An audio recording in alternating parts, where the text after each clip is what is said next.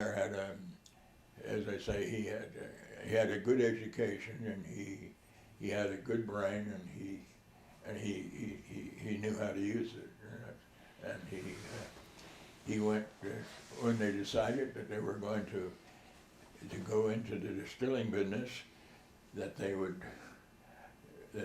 my father would be in charge, but his other three brothers, well, it'd be four with Uncle Frank, and they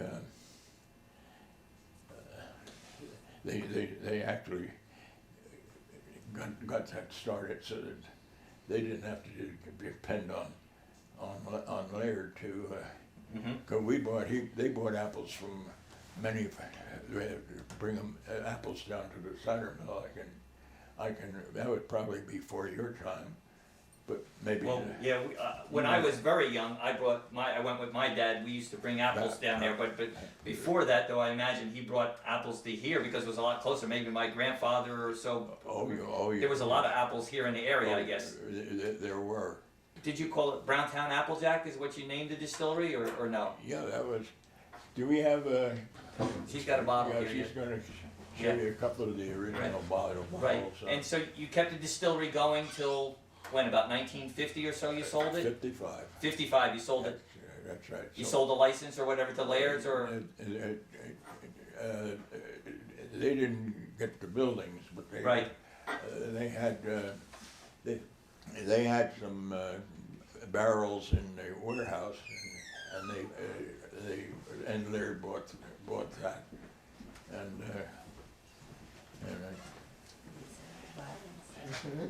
So did they buy the license too, or they just no? They didn't need the license. He had a license. Uh-huh.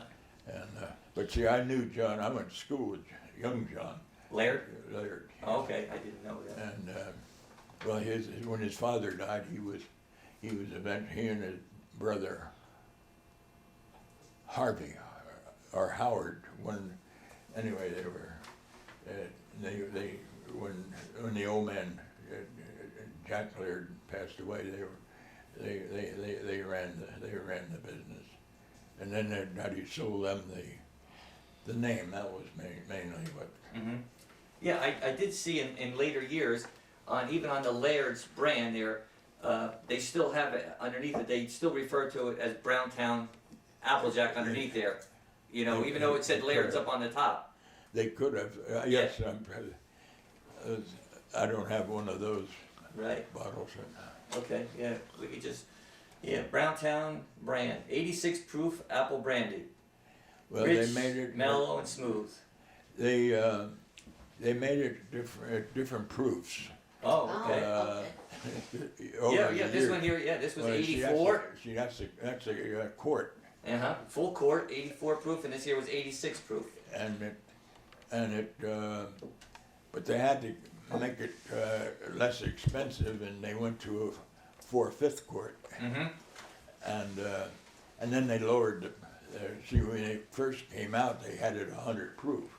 Okay. Well, that means it's much stronger, 100 proof. Yes. They went down to 86 proof, and it made the product a little less expensive for the consumer who was buying it. Right. And thank you for that there. yeah, I can remember. I followed that thing through, and they'd hire another distiller. I'd break the guy. I'd bring the fella, break him in. It was very easy for me to. Yeah, Pat Schuck wanted to ask you a couple of questions. Okay. Yeah. All right. Where did you ship? Did you ship your apples out any place? Oh, the apples? Yes. Where did they go, and how did you ship them? Well, some of them. My uncle Ely was a commission merchant in New York City, Harlem Market, and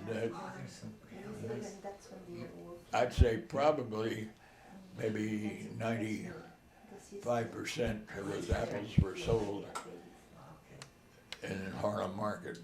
the same way my father raised an awful lot of sweet corn. Mm-hmm. And I can remember as a kid, there would be 4 or 5 I don't see that trucks when the greenhouse is gone. going into New York City every day. So they went by truck, they would By load truck. trucks up here. And they would take the sweet corn to my uncle in New York, And what's the uncle's name? Ely. Ely. Okay. And I I always wanted to go in with one of the trucks. I'd never been to Uncle Ely's business, and he wanted me to come up. Yes. He and my aunt, his wife Anna, they both wanted me to come, but my father and mother wouldn't let me come. Oh, okay. I don't know why. Of course, I was maybe 10 years old, 10 years old, and but I was not going to be getting into any trouble. You know, there'd be no problem, but they would. Kept you close to home. They kept me close to her, that's for sure. Did you go to church at all? Was there any religion? Did you attend any churches in the area? Not I. No. Okay. No. My first wife was a Baptist, Okay. and she went to church Okay. regularly in Mattawan. Oh, in Mattawan, the Baptist church First in Baptist Mattawan. church in Mattawan. Uh-huh. And even though I didn't go to church, I'd be like, I don't. We got along all right. Mm-hmm. But very seldom I would go to church for weddings and funerals. Mm-hmm. That was about my. that was probably my ticket to go to church. Okay. Now, I remember on the corner of 516, when I moved here, there was a horse and a cow on the corner where the gas station is now. Yeah. There was a horse and a cow, Yeah. and that belonged to your family, to you.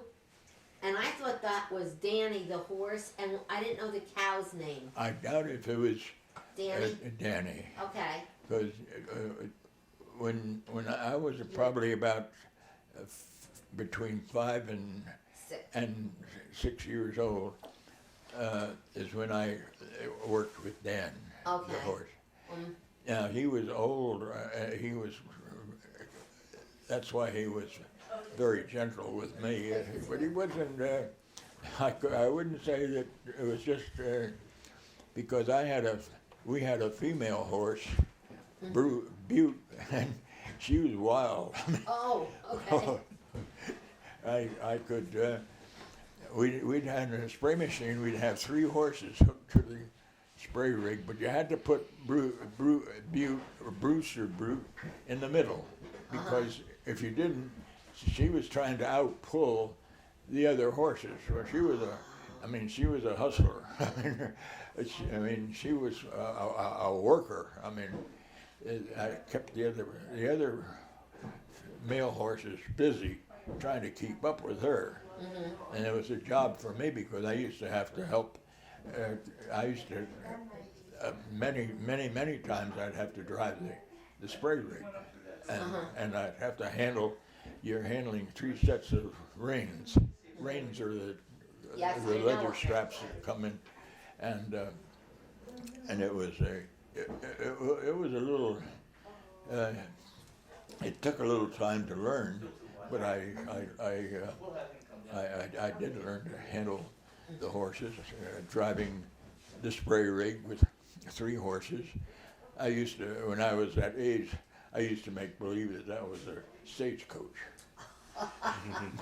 Oh, yeah, I was probably about 5 or 6 years old, or 7 years, and gone to the movies, and they liked cowboy movies. So the stagecoach, right? And the stagecoach, they had no trouble getting somebody to drive that rig, because I was my stagecoach. Sure, it was an adventure for you, right? You believe it. And is there any big event that happened as a child I mean, was there a hurricane or a snowstorm? Do you remember anything that really stands out in your mind when you were? Well, I remember one storm. It was in the afternoon, and it blew my. I would say my sister was probably maybe 5 or 6 years old. So I was a year or two older. But she was outside, and the wind was so strong, it was blowing her away. My father had to run out there and grab her and bring her back to the house, because God knows where she would have been blown. I mean, because she was just so small, you know. And that was the, I do remember that very, very clear. It was. And it was like in the summertime, was it? Oh, in the summer. Oh, yeah. It was in the summer. Summer storm. A summer storm. Yep. Okay, good. And who were the most important people, interesting local people do you remember? Persons, personalities, either good or bad, or? Well, Mary Brown. Oh, yes. Well, after I lost my first wife, I married her daughter. Yes, I remember. But I remember Mary very well. Daddy, in addition, he was a treasurer. I wanted to ask you that. He was the treasurer in town, right? And Mary was a clerk, a township clerk. Right. And Mary would have to come. She'd come over to the house to get my father to put his name on a check. Of course, her name was on there also, but she'd come over and she liked to talk. The distillery was located on the corner of Cottrell Road and 516 also, but it was on the west side of Cottrell Road. Okay? That's Where Rite Aid is. Right, where there is now a town center right there, a little shopping center there, and it was located over there, Yep. which was all part of your farm originally. That's right. The Yes. Dixons lived back down that way too, right? They lived. You go down the bottom of the hill. Yes, At and to the Cottrell Road there, and you cross that brook, and they had that was their I home in remember there. that. Somebody else worked for you. Her name was Pearl. Do you remember a woman named Pearl? Well, I'm sure I knew Pearl. In fact, I've been wanting to call Pearl, and I don't even know if she's alive yet. But I was gonna. She's Lizzie, one of the Dixons. Oh, Pearl was a Dixon. I didn't know that. Okay. Oh yes. Okay. And but she had her own place where she lived, right? they live. Didn't they live The on whole this the side? whole family, her brother. Well, they moved into a home in Keyport, Oh, and I know where the house is, but I couldn't. I'm not that. My memory has left me as to the street number. because she used to babysit. She would sometimes come at night to babysit to my neighbors on Higgins Road. Pearl. Pearl. Yeah, Yes. okay. Pearl was she was a very nice girl. Mm-hmm. Very pleasant girl, and she was alive. I know a couple years ago. Oh, she was. But this past Christmas, I didn't send any cards out or anything, and I forgot about calling. I usually would call them and to see how they're doing. And one of the Dixon girls, he played with the Football, right? football with the Dallas Cowboys. Mm-hmm. Okay. And Yes. good player. I mean, good football man also. Right. And that was I think that was Helen's boy. Mm-hmm. I'm Is not that Billy 100%. Jeffcoat? I'm not Billy. 100%, but I think whatever, I forget his name even. Jeffcoat? Jeff, yes. Jeffcoat, right?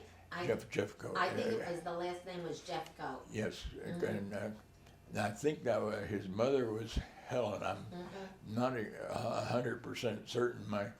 That's been a long time ago for me. Yes. Yes, it has been. So you've seen a lot of changes in our town. Oh, quite a few. Yes. Yeah. And what are your thoughts on that, Mr. Cottrell, the changes you've seen here?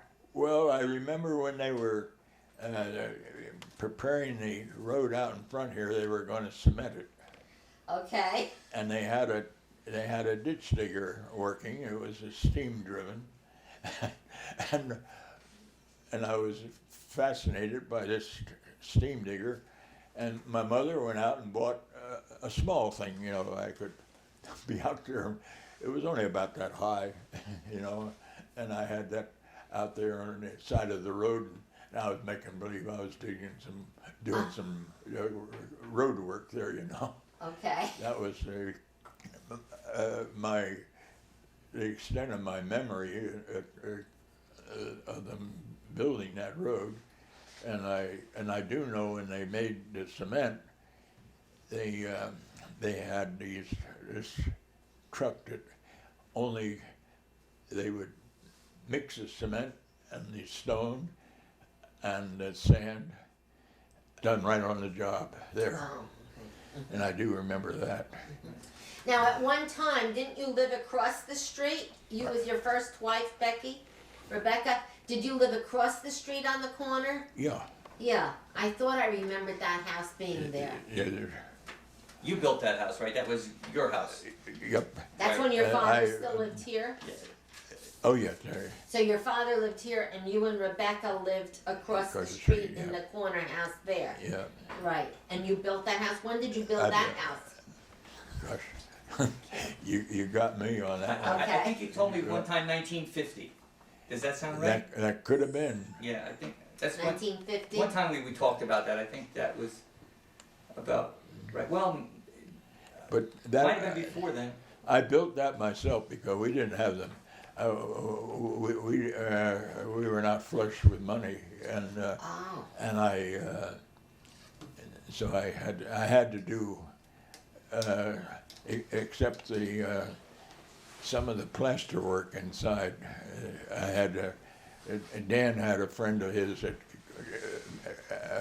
could help me out there, and you lived there with your wife Rebecca and the children? Your two Yeah, children? oh, You have yes. 2 children? too. Yes. Okay. Right, and Patty lives in Keyport? Patty lives in Belford. Oh, in Belford. But she teaches She teaches in Madison, in Madison, right. And where does your son live? California. California? Yep. Oh, wow. Los Gatos. Mm-hmm. Yeah, that was. So, If I could, if you could just tell us a little bit more about what you grew here on the farm. I know through the years it changed from apples, and then you had asparagus, you said, and then I know eventually you went into nursery for a little while there. If you could tell us some of the different things you grew through here and how things changed, you know, through the years. Well, they grew nursery products, but that business goes back before I was probably born. I mean, I'm not. He was very active in that. And it was right after World War, the ending of World War II. It was very. Anybody that had any nursery product could make a lot of money because people were building soldiers coming home from the war were building houses, and they wanted to get trees around the house, and he expanded the nursery at that time. But that's when he had the greenhouse he used to propagate his own trees. Mm-hmm. And there's a picture of the greenhouse up there on the behind you there. I do remember the greenhouses. Okay. Yes, I do. Yep. And what else did you grow here then? What crops came along that you guys tried out and No.